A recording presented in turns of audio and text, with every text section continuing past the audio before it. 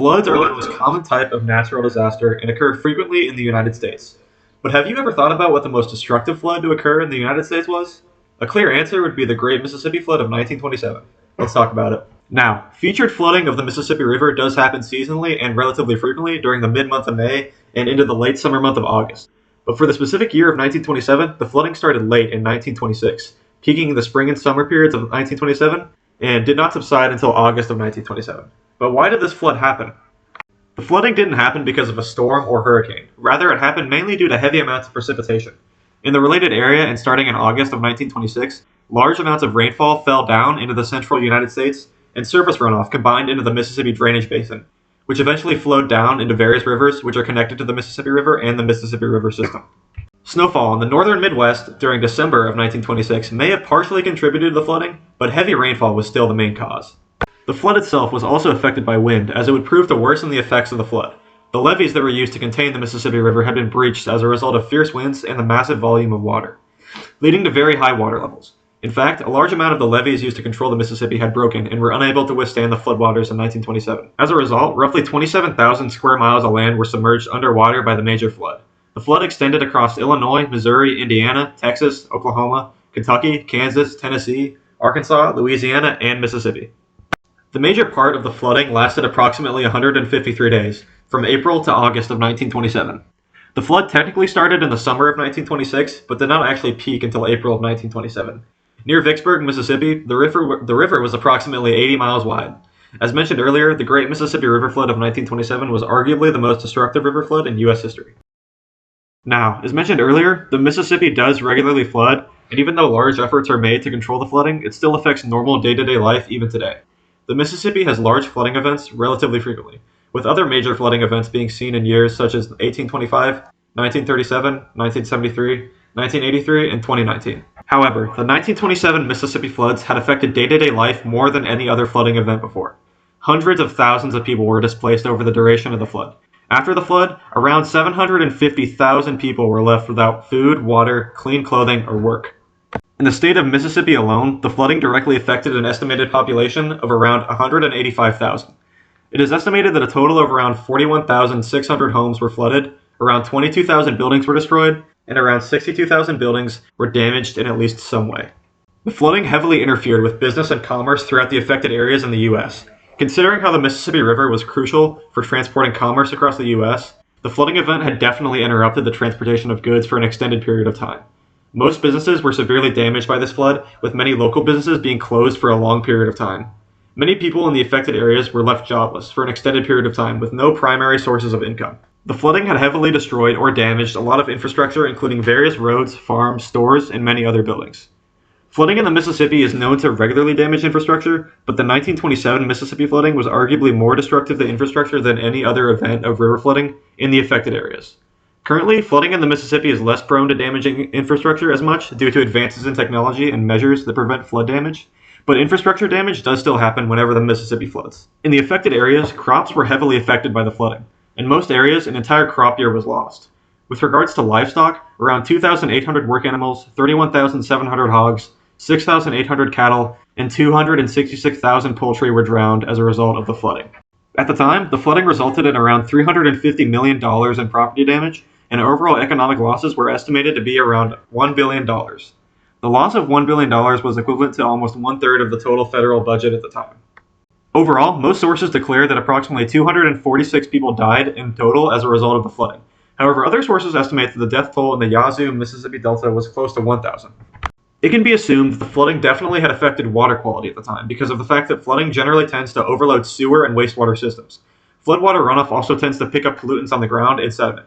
Flooding itself can be seen as a water quantity issue because of how it causes heavy amounts of water to be prevalent in certain areas. Similar to how the geological magnitude of the flooding was higher than any other previously recorded Mississippi flooding event, the political and social effects were much greater as well. During the crisis of the flooding, at the time U.S. President Calvin Coolidge didn't do very much to try and relieve the damages of the flooding. State officials pleaded with him to visit the affected areas, but he declined. Coolidge also declined the idea of radio broadcasting an appeal for relief funds in order to provide aid for the affected areas. Coolidge's denial to relieve the flooding damages mainly stemmed from his belief that the individual states themselves were best suited to handle the situation.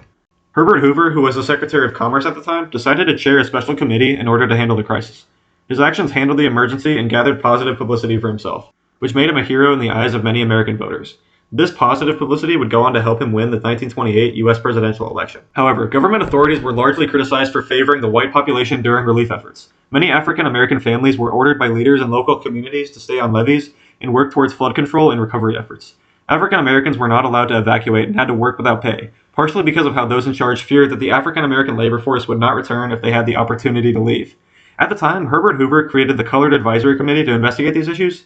However, many of the findings towards these issues were suppressed. As a result, many African American voters would switch their loyalty from the Republican Party, which was the party of the at the time President Calvin Coolidge and Herbert Hoover, to the Democratic Party. The historic flood of 1927 also found itself being depicted in various forms of art, such as a song made in 1929 called When the Levee Breaks by Kansas Joe McCoy and Memphis Minnie, which was covered by Led Zeppelin in 1971. But how do people actually prepare and adapt to this frequent large-scale flooding in susceptible areas near the Mississippi River system?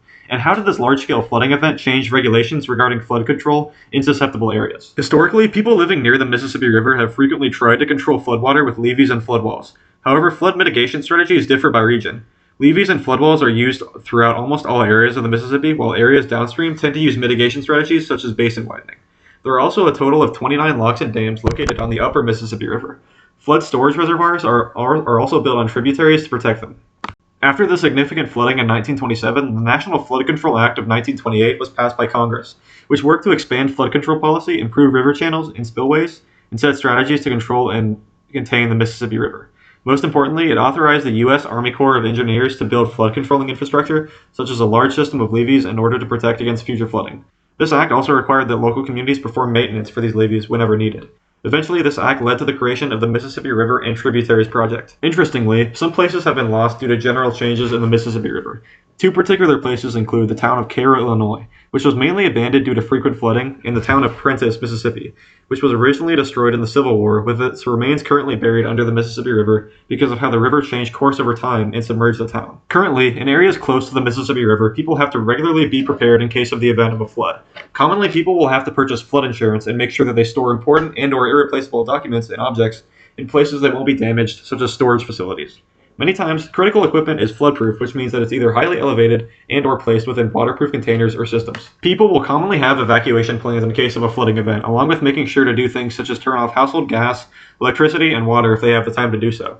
During flooding, public announcements are given about the safety of water supplies since flooding can contaminate them. With relation to climate change, as temperatures rise, variations in the size and frequency of major precipitation events may result in the enlargement and increase in the frequency of river flooding in the Mississippi. It has been observed that every year when the Mississippi River rises, it gets higher and higher.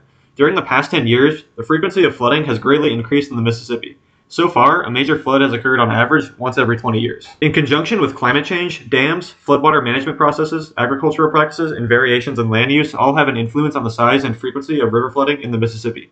Most will argue that these flood mitigation practices are largely beneficial for areas close to the Mississippi River system. However, some people are questioning the heavy use of human-made infrastructure to control the flooding of the Mississippi, arguing that some of these flood control technologies could possibly be making the situation worse.